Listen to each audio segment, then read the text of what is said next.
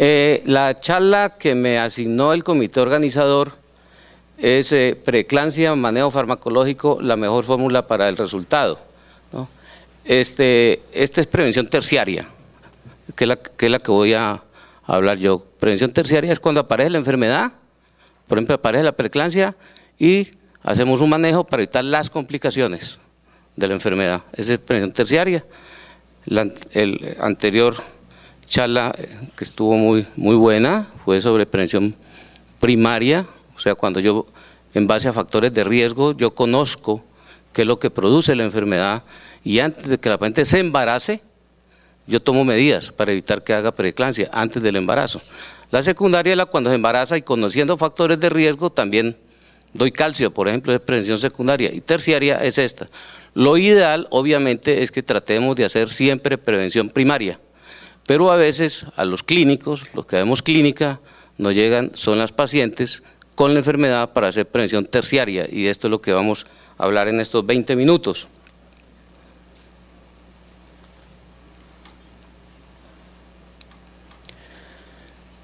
Entonces, como vamos a hablar para evitar las complicaciones de la enfermedad, voy a mencionar las complicaciones más frecuentes, recordarlas, pues yo sé que ustedes ya las saben, pues son las complicaciones maternas, la crisis hipertensiva, la hemorragia intracerebral, que es la complicación materna más severa y de la cual se mueren estas pacientes, la presencia de convulsiones y las disfunciones orgánicas. En cuanto a las perinatales, pues la mortalidad perinatal, que es alrededor del 16% en nuestro medio, la restricción en el crecimiento, la prematuridad y hay una morbilidad que últimamente se le está dando cierta importancia, es la estancia prolongada de los recién nacidos en las UCIs. Esta es una complicación que en la preeclampsia hablan hasta del 50% de más frente a fetos o a recién nacidos que no tienen la enfermedad. Entonces el manejo farmacológico, que es la prevención terciaria, repito, va dirigido a prevenir estas complicaciones. Entonces los podemos agrupar, los fármacos que uno utiliza para la preeclampsia, estos son conceptos que ya todos ustedes conocen y manejan muy bien, simplemente vamos a puntualizar algunas cosas.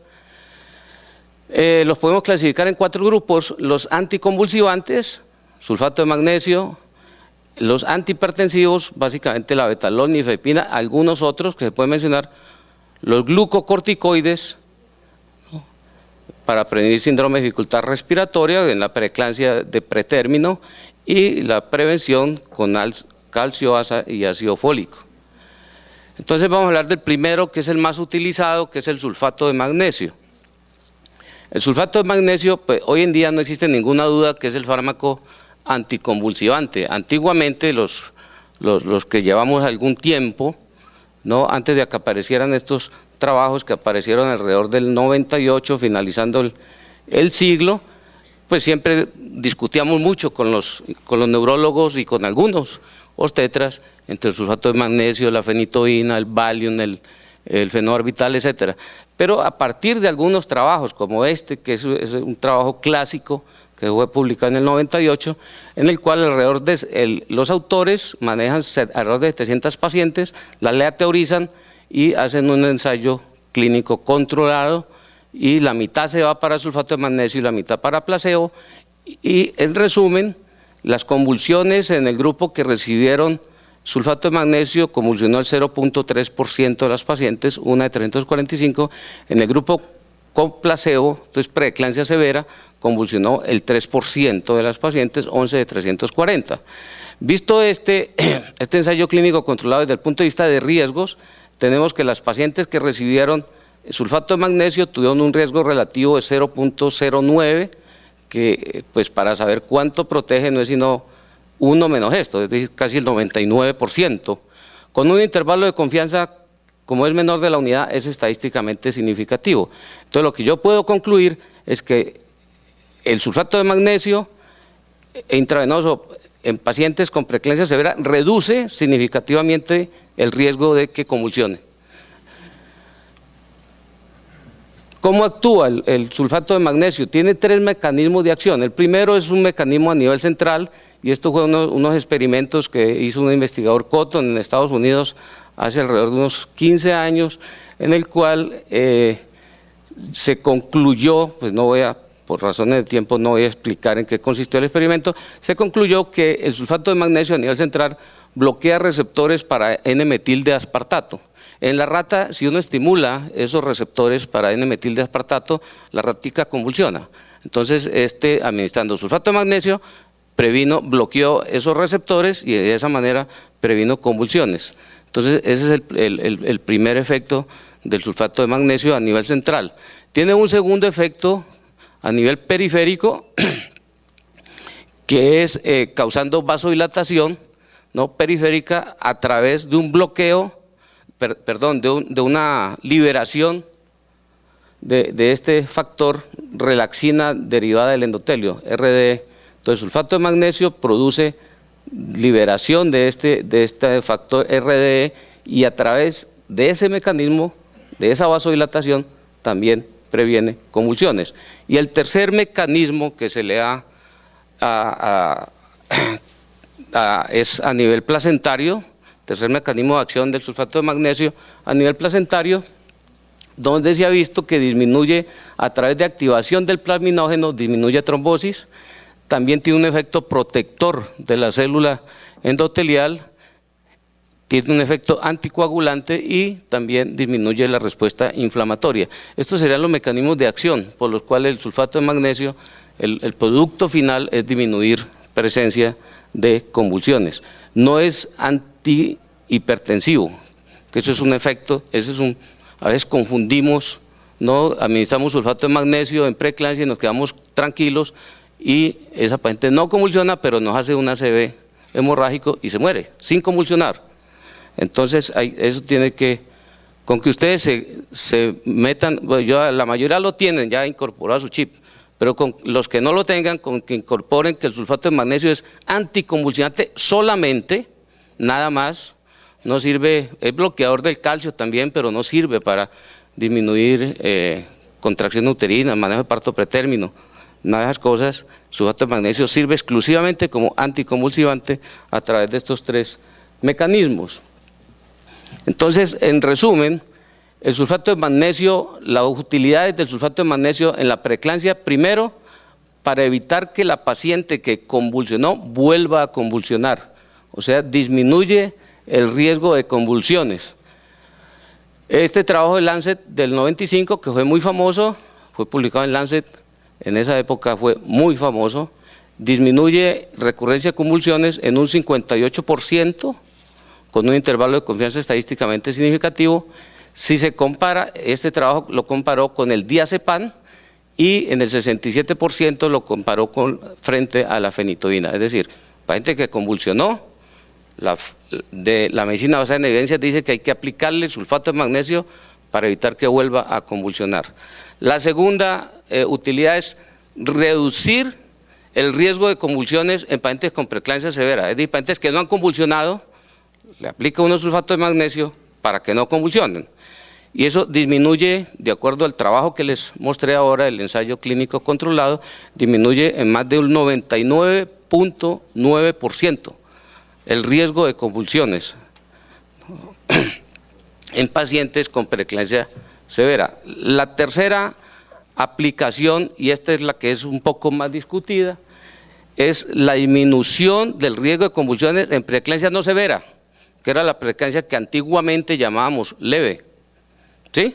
Hoy en día se llama no severa. Entonces, la clasificación pues la recuerda muy bien. Entonces, esa es es muy discutida porque hay algunos trabajos que dicen que sí, otros que no. Sin embargo, mediante un modelo analítico parecido al metaanálisis, pero no es un metaanálisis, salió una publicación en el 2007 donde dice que si uno utiliza durante el trabajo de parto y por un periodo de 12 horas, uno disminuye el riesgo de convulsiones en preeclampsia no severa. Entonces, esa es una indicación que debemos tener presente en pacientes con preeclampsia no severa o leve, que la llamábamos antiguamente. se le debe colocar durante el trabajo de parto y durante las 12 horas siguientes sulfato de magnesio. Eso nosotros ya lo incorporamos aquí en Cali, por lo menos en la mayoría de las clínicas, ya eso se incorporó. Hay otras clínicas que no lo tienen incorporado, todavía lo discuten, pero yo creo que en base a este trabajo, que fue publicado hace 4 años, debemos incorporar el sulfato de magnesio en el manejo de la preeclampsia leve o no severa. Y la cuarta utilidad es el riesgo de convulsiones, también disminuir riesgo de convulsiones en síndrome de HELLP, ¿no?, para prevenir inicio o recurrencia de convulsiones cuando las pacientes tienen síndrome de HELLP.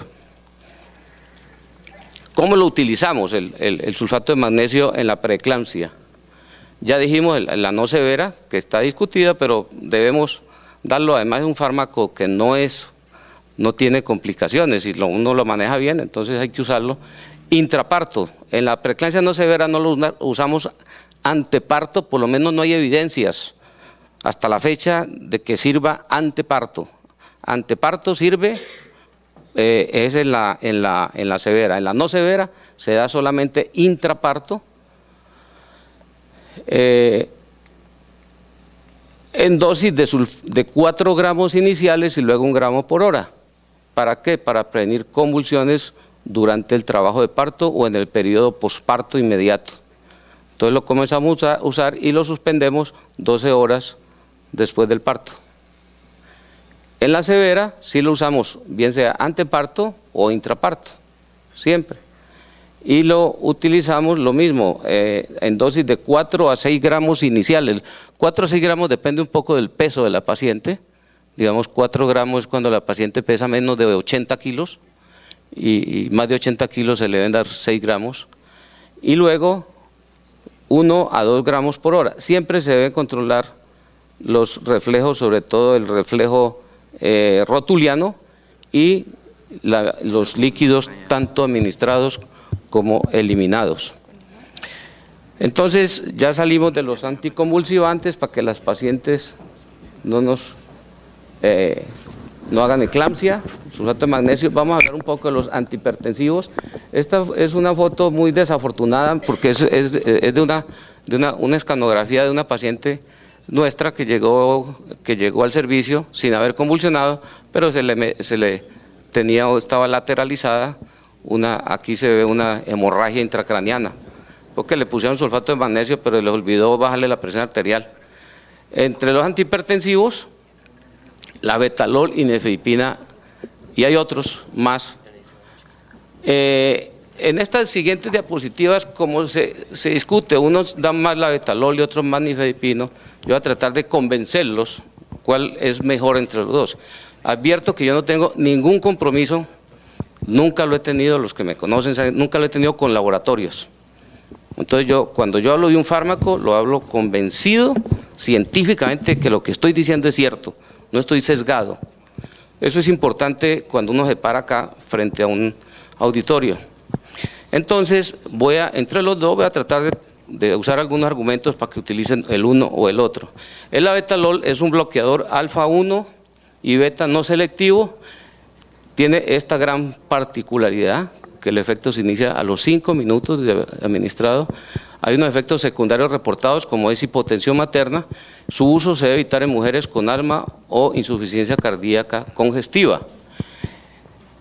Los calcioantagonistas, el representante que más utilizamos es la nifedipina, es un vasodilatador periférico, se administra vía oral, no sublingual, ¿no? Como lo hicimos una época, lo hicimos sublingual, pero vía oral, que el paciente lo degluta.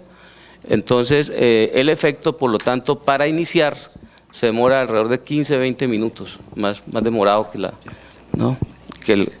la betalol. Entonces depende, y el efecto máximo se alcanza a los 30 minutos, entonces depende qué tan rápido quiera uno bajar la presión arterial. Si es una crisis hipertensiva, pues hay que bajarla más rápido, depende. Estudios con Doppler demuestran que no alteran la circulación fetoplacentaria y su uso debe evitar en mujeres con asma o insuficiencia cardíaca congestiva.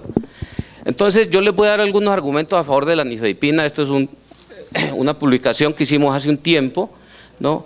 La nifedipina, por ser un calcio antagonista, tiene una actividad relajante sobre la actividad contráctil, disminuye la intensidad, el tono y la frecuencia. Esto no lo tiene el labetalol.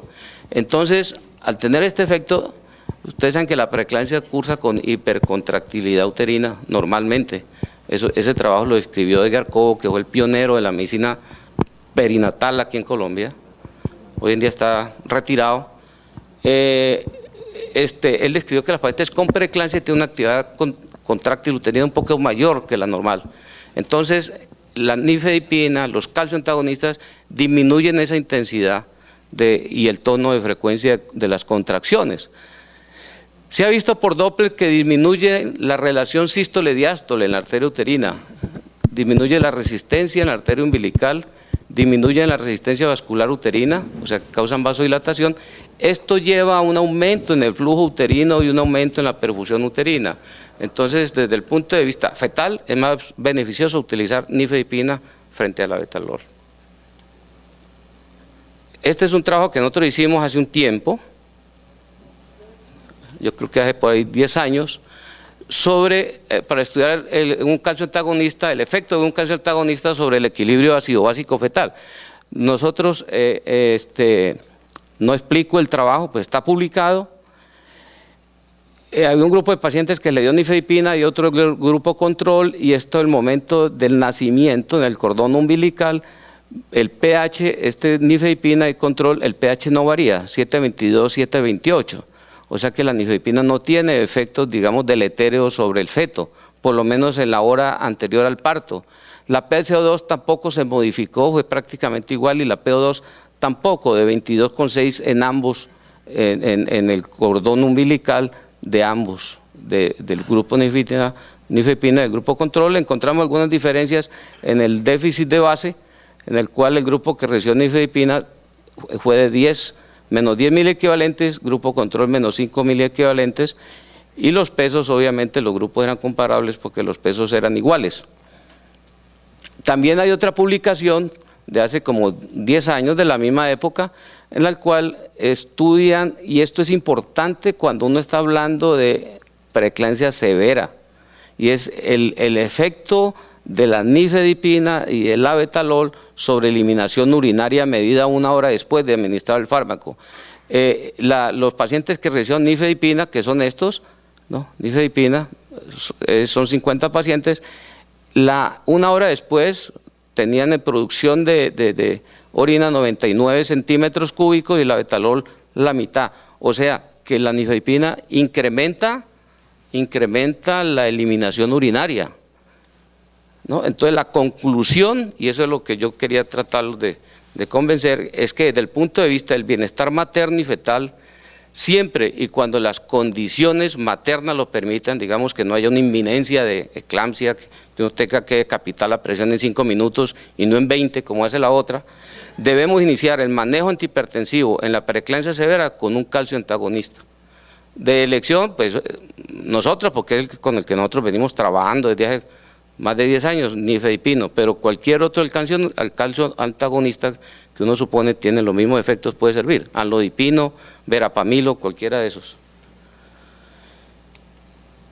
El manejo ya de la crisis hipertensiva lo podemos hacer hay 3 tipos de fármacos: la hidralazina, que no existe en nuestro país, el labetalol, que es el que hemos venido hablando, aquí están las dosis, pero pues la pueden encontrar muy fácil, en el BlackBerry encuentran las dosis, así que no me voy a poner a hablarles de eso. Y la nifedipina, lo mismo también, ¿no? Pues aconsejable usar preparaciones de acción larga cuando uno va a crisis hipertensiva. Esta es la de elección para los norteamericanos, a la Asociación Americana de Cardiología propone la hidralazina, y Cochrane dice cualquiera de los dos los puede utilizar uno.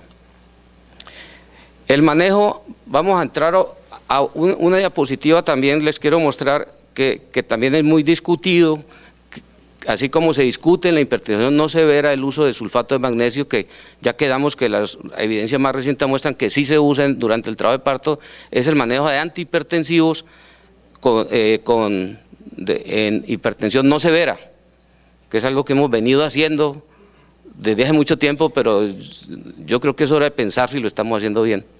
Uno en la vida se puede equivocar, pero lo que no tiene derecho uno es a equivocarse sabiendo que se equivocó, a seguirse equivocando, ¿no? Entonces nosotros hemos preconizado mucho, por lo menos la escuela nuestra, el uso de antihipertensivos en preeclampsia no severa. Ahora parece que lo están cuestionando.